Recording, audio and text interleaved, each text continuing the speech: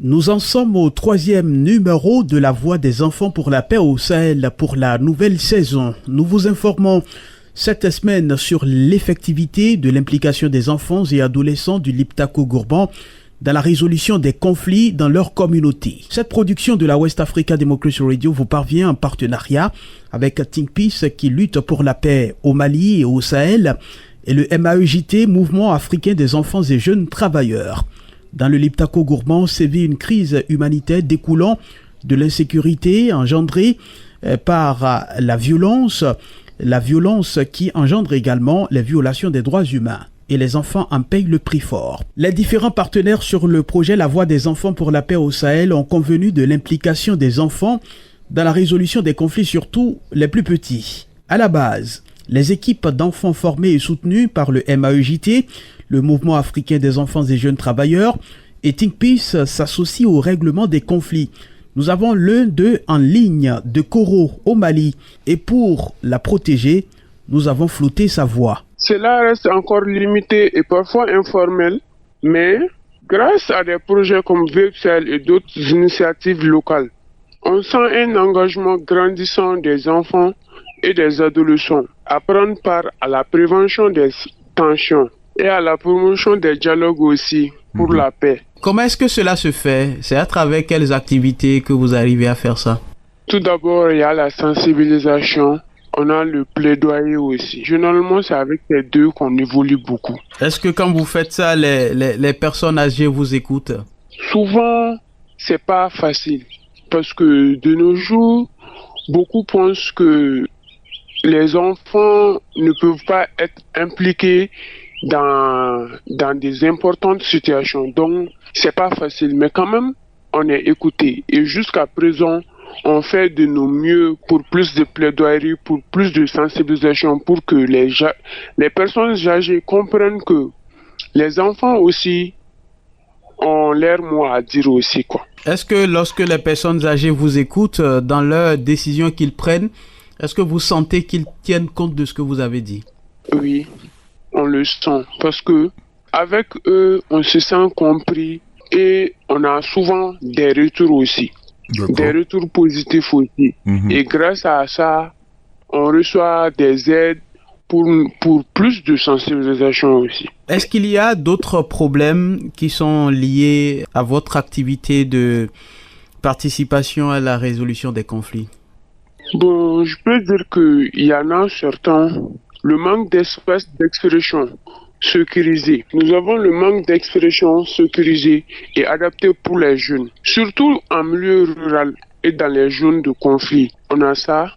Et puis, la peur des représailles. Parce que on a peur d'être mal compris par rapport à des sujets sensibles. Est-ce que les traditions et les pratiques quelquefois ne vous bloquent pas dans vos activités? Les traditions ont une double influence selon moi. D'un côté, on a certaines pratiques traditionnelles qui sont pour l'exclusion des jeunes dans la prise de décision.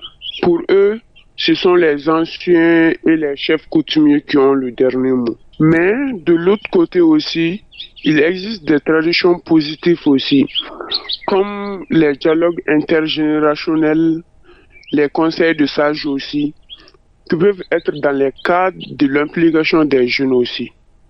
Donc moi je pense que tout dépend de comment sont aperçus et adaptés aux réalités de nos jours. Il faut une certaine patience et vraiment essayer de trouver les mots justes pour les convaincre.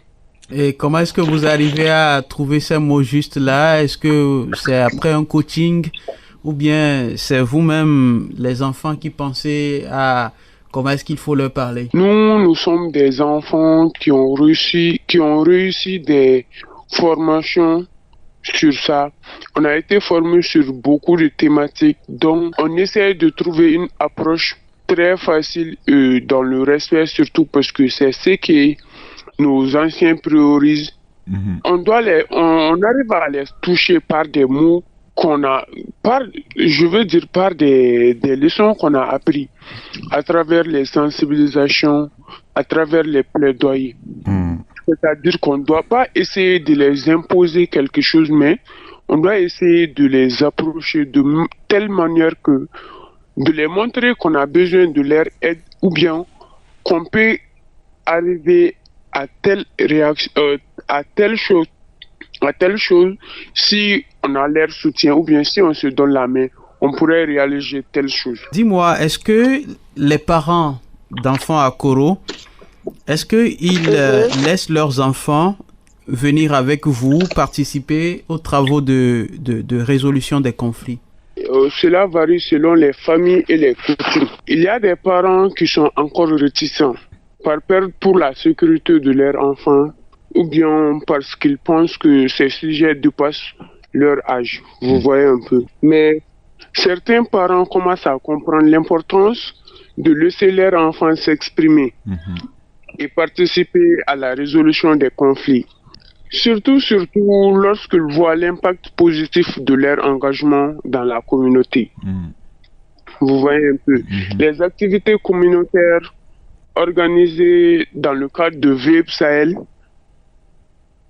ont permis de rassurer certains parents aussi et de les convaincre aussi du rôle essentiel que peuvent jouer les jeunes. Nous allons parler maintenant des leaders communautaires, c'est-à-dire que les chefs de quartier, les chefs de village, les chefs traditionnels, les imams, les prêtres. Est-ce que tout ce beau monde-là vous encourage quand vous faites un travail pour résoudre des problèmes? Certains leaders communautaires quand même sont très engagés. Ils facilitent même la création d'espaces de dialogue pour les jeunes. Ils participent également à des rencontres intergénérationnelles. Ils soutiennent les campagnes de sensibilisation qui sont toujours menées par les jeunes et acceptent aussi qu'ils s'impliquent dans la médiation des petits conflits aussi dans la communauté. Mais il reste aussi à convaincre d'autres leaders traditionnels et religieux à travers les plaidoyers et puis les campagnes de sensibilisation aussi. Si toi, on te dit de parler aux leaders communautaires, aux parents d'enfants et aux autres adultes de Koro pour leur dire que c'est important que les enfants participent à la résolution des conflits, qu'est-ce que tu vas dire?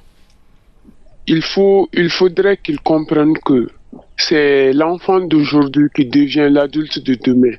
Donc, ils doivent nous donner l'occasion, la chance de prouver ce qu'on vaut et de les prouver que c'est pas les adultes seulement qui peuvent aider la communauté, mais les enfants le peuvent aussi. Nous sommes en ligne cette fois avec Mamdiara Wade. Elle est responsable du projet La Voix des enfants pour la paix au Sahel à ENDA pour MAEJT.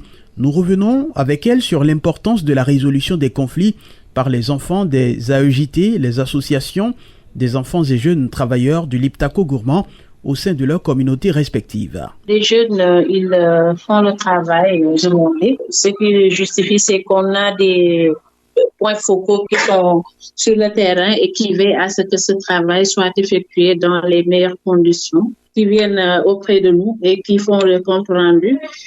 Nous avons aussi les communautés avec qui nous travaillons, qui justifient le travail effectué des AEJT qui sont sur le terrain, en même temps que les autorités qui sont sur place. Est-ce que au sein des communautés où évoluent les enfants en termes de résolution des conflits, est-ce que leur implication est acceptée par les différents acteurs? Quand je prends les leaders communautaires, quand je prends même les parents d'enfants, quel est le regard que les gens portent sur le travail de résolution de conflits par les enfants AEJT? On peut dire qu'au début, c'était pas facile du tout, avec une réticence vis-à-vis des autorités et même des parents qui voient que c'est des enfants, c'est des jeunes.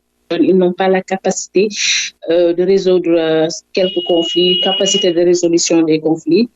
Et c'était pas évident, mais avec les activités qui ont été menées en parallèle avec les AEJT, il y a déjà l'acceptation de la communauté d'abord et qui, de par leur soutien à ces enfants, il y a eu un retour positif au niveau des communautés, ce qui fait que les acteurs communautaires eux-mêmes, lorsque les AEJT les sollicitent, ils sont là et ils viennent pour qu'ils puissent voir la réalisation, ce que fait d'abord les AFD, pour leur permettre de les accompagner dans la démarche de mise en œuvre sur la paix. Sentez-vous des améliorations en termes de résolution des conflits du fait de l'implication des enfants dans le processus? Avec les activités qui sont mises en place pour la consolidation de la paix, c'est un pas en avant pour résoudre certains conflits. Par exemple, il y a des solutions qui ont été mises en place